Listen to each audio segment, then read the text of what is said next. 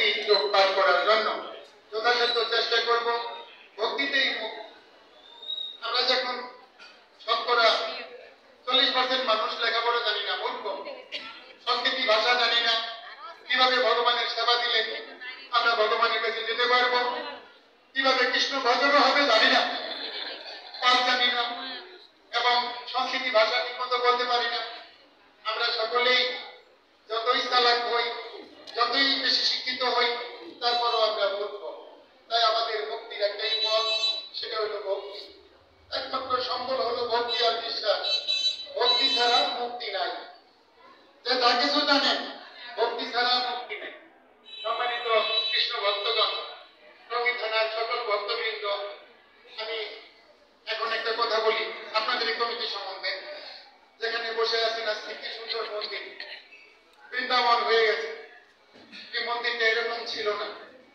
অনেক দিক বিতিক্ষার পর, অনেক যুদ্ধের পর, অনেক রকম অনেক যন্ত্রণার পর এই টঙ্গী থানায় আপনারা কষ্ট করে যারা পুরানো ব্যক্তি, এই দাদা এবং আমার না বললেই নয়, কারণ ভক্তের ছোঁয়া যদি লাগে, তিনি যদি সৎ হয়, তিনি যদি বৈষ্ণব হয় বাবা, অবশ্যই সেটা সুন্দর হয়। ছিল নদীর পার, ভগবান আসলেন এখানে, মা আসলেন এখানে উত্তর পাশে এসে স্থায়ীভাবে রইলেন।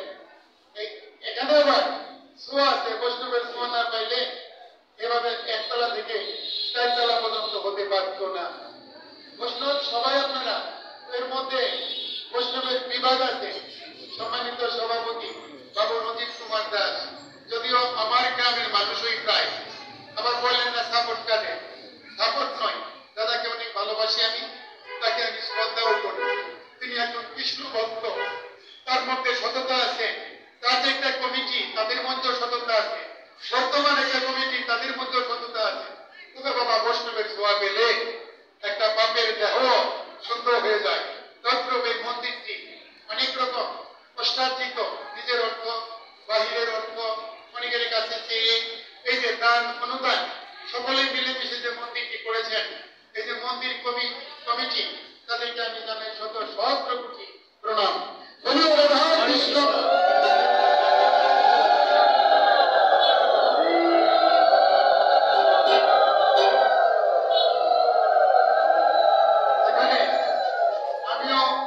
এই মন্দিরের সাথে নিয়োজিত ছিলাম। যখন উদ্বোধন হয়েছে, প্রথম পূজাটা আমি করছি। বিশেষ করে মন্দিরে ব্রাহ্মণ রাখেন কয়েকবার, এখন যে আছে তিনিও একজন ভালো মানুষ। এখানে আমি বলবো, আমি হয়তো থাকতে পারতাম, কিন্তু আমার যাদনিক কর্ম, চতুর্দিকে কাজকর্ম করি, সবার মন যোগায় চলি।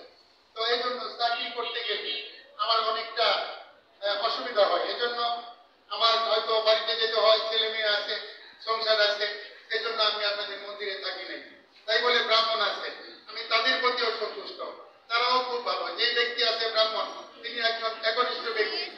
তো বাবা, আমরা মূর্খ, মূর্খদের উপায় কি? একমাত্র ভক্তি। ভক্তি আর বিশ্বাস ছাড়া ভগবানকে লাভ করা যায় না। আর বিশ্বাসটা কিরকম, ভক্তিটা কিরকম, সেই যদি